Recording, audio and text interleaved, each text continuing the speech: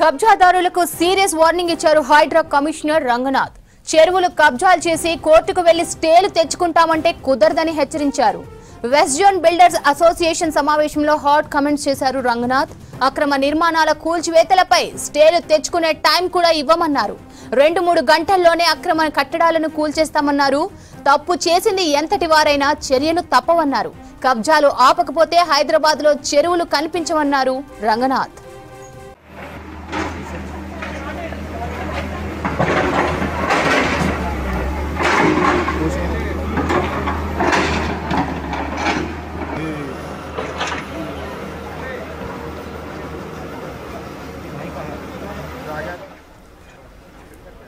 హైడ్రా చర్యలకు సంబంధించి మరిన్ని అప్డేట్స్ శ్రవణ్ అందిస్తారు. శ్రవణ్, డీటెయిల్స్ ఏంటి?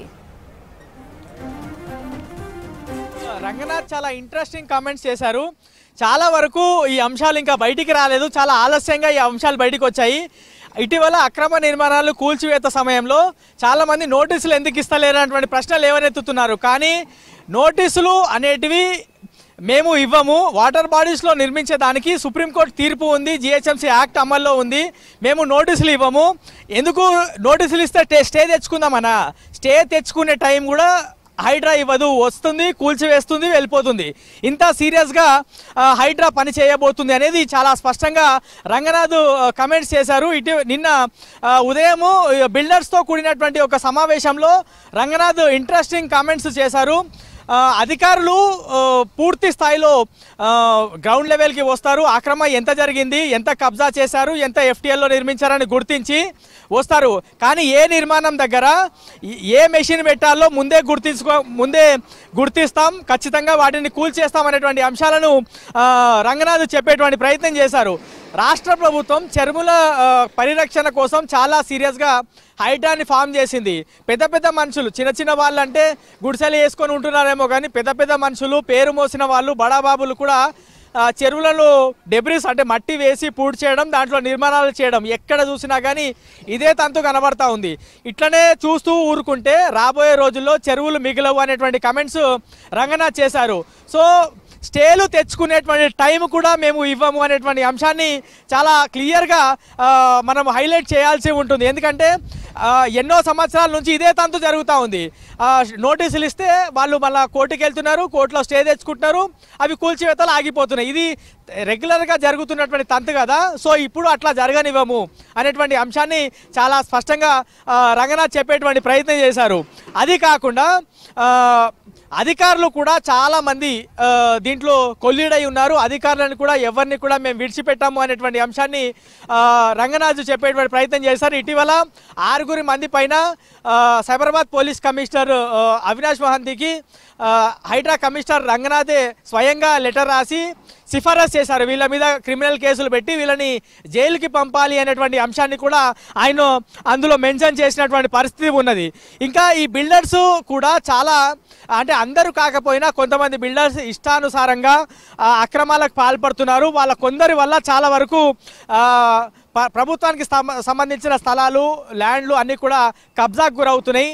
ఇప్పుడు కొత్తగా ట్రెండ్ స్టార్ట్ అయింది. లేక్ వ్యూ గెస్ట్ హౌస్లని, లేక్ వ్యూ బిల్డింగ్లని ఏం చేస్తారు, లేక్ వ్యూలు పక్కన అవి ఎఫ్టీఎల్లో కట్టి బఫర్లో కట్టి దాన్ని లేక్ వ్యూలు అని అందమైనటువంటి పేరు పెట్టడం అనేది ఒక ఫ్యాషన్గా మారింది. రాబోయే రోజుల్లో ఇట్లాంటివి చర్యలు చేస్తే, ఇట్లాంటివి పని చేస్తే మాత్రం అసలు ఊరుకునేది లేదు అనేది ఆయన చెప్పేటువంటి ప్రయత్నం చేశారని చెప్పుకోవచ్చు.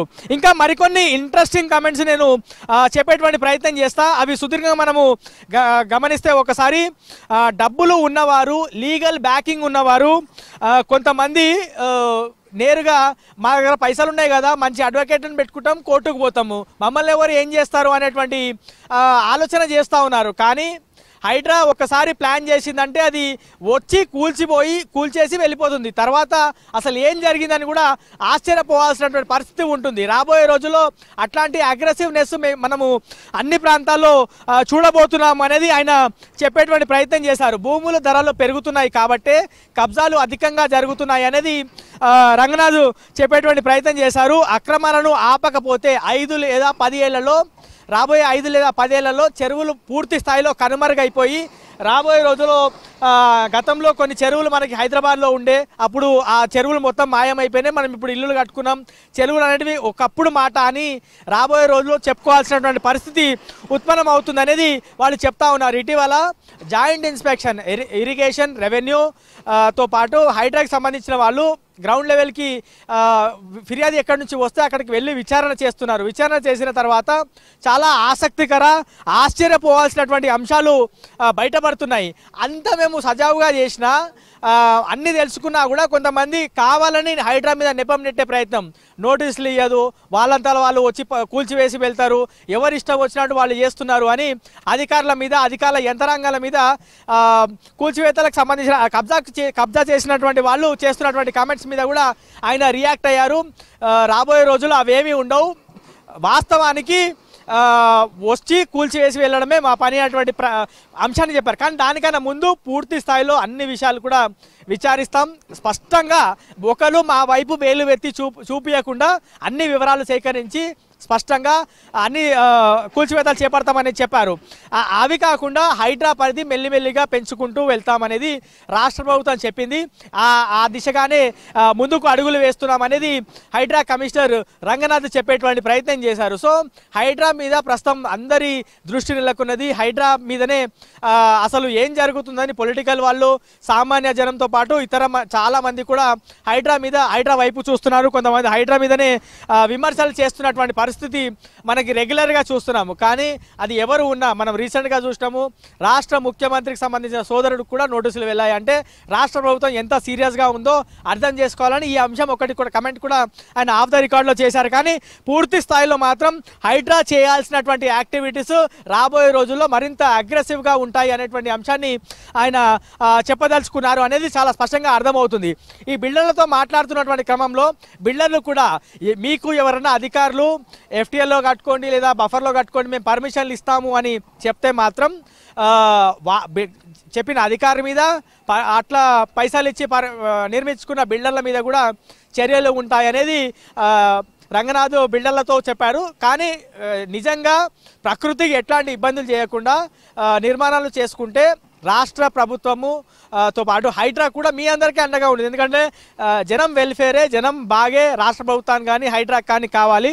ఇప్పుడు ఈ విధంగా ప్రకృతిని ఎట్లాంటి ఇబ్బంది పెట్టకుండా వెళ్తే మాత్రం ఖచ్చితంగా మేము సహకరిస్తాం. కానీ ఏదైనా ఇబ్బందికర పరిస్థితులు, ప్రకృతిని ఇబ్బంది పెట్టే విధంగా ముందుకు వెళ్తే మాత్రం ఖచ్చితంగా చర్యలు ఉంటాయి, జైళ్ళకు కూడా అధికారులు వెళ్తారు అనేది ఆయన చెప్పదలుచుకున్నటువంటి మాట. ఇంకా పూర్తి స్థాయిలో క్రమంగా భూమిని మొత్తం కూడా ఒక ఇంచ్ వదలకుండా, ఇప్పుడు బేసిక్గా నాలాల దగ్గర కూడా ఒక 2 మీటర్స్ నాలా ఉంటే పక్కన ఇతర 2 మీటర్లు బఫర్ ఉంటుంది. కానీ ఇప్పుడు ఆ నాలాని సెట్ బ్యాక్గా చూపించి నిర్మాణాలు చేస్తున్నారు అనేది కూడా ఆయన చెప్పారు. సో బిల్డర్లు చాలా జాగ్రత్తగా ప్రకృతిని ఇబ్బంది పెట్టకుండా నిర్మాణాలు చేసుకొని బిజినెస్ చేసుకోండి. కానీ నిబంధనలకు విరుద్ధంగా వెళ్తే హైడ్రా కూడా ఎంత వేగంగా వస్తుంది అనేది క్లియర్గా ఇటీవల మనం చూసాము అనేది ఆయన చెప్పేటువంటి ప్రయత్నం చేశారు. లేక్ వ్యూ గెస్ట్ హౌజులు, లేక్ వ్యూ అనేటువంటి ఫ్యాషన్ని వదిలేయాలి.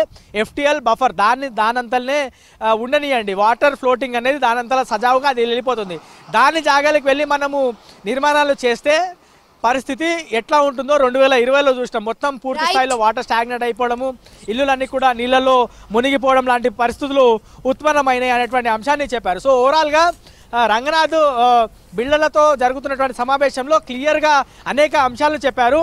నిర్మాణాలు చేపడితే జాగ్రత్తగా చేపట్టండి, అక్రమాలు చేస్తే ఎఫ్టీఎల్ బఫర్లో నాలకు సంబంధించిన వాటి మీద, ప్రభుత్వ స్థలాల మీద, పార్క్ స్థలాలను కబ్జా చేసి కడితే మేము ఖచ్చితంగా కూల్చేస్తాం, నోటీసులు కూడా ఇవ్వం. నోటీసులు ఇస్తే మీరు కోర్టుకు వెళ్తారు, స్టేలు తెచ్చుకుంటారు, ఆ స్టే తెచ్చుకునే టైం కూడా మేము ఇవ్వబోము అనేది హైడ్రా కమిషనర్ రంగనాథ్ అయితే చెప్పారు. ప్రస్తుతం ఈ అంశం మీద బిల్డర్లతో పాటు చాలామంది సామాన్య జనం కూడా ఇంట్రెస్టింగ్గా ఆసక్తిగా తిలకిస్తున్నారు. గతంలో బఫర్ జోన్ అంటే ఏంది, ఎఫ్టీఎల్ అంటే ఏంది కూడా ఎవరికి అవగాహన లేకుండే. కానీ ఇప్పుడు హైడ్రా చేస్తున్నటువంటి పనులు చూసి సామాన్య జనం కూడా ఎఫ్టీఎల్ ఎంతవరకు వస్తుంది, బఫర్ జోన్ ఎంతవరకు ఉంటుంది అని కూడా తెలుసుకుంటున్నారంటే ఎంత అవగాహన వస్తుంది జనంలో అర్థం చేసుకోవచ్చు అనేది రంగనాథ్ చెప్పారు. సో ఓవరాల్గా మాత్రం ప్రస్తుతం హైడ్రా దూకుడు అనేది రాబోయే రోజుల్లో మరింత ఎక్కువ అగ్రెసివ్గా ఉండబోతుంది అనేది ఆయన మాటలను బట్టి క్లియర్గా అర్థమైంది.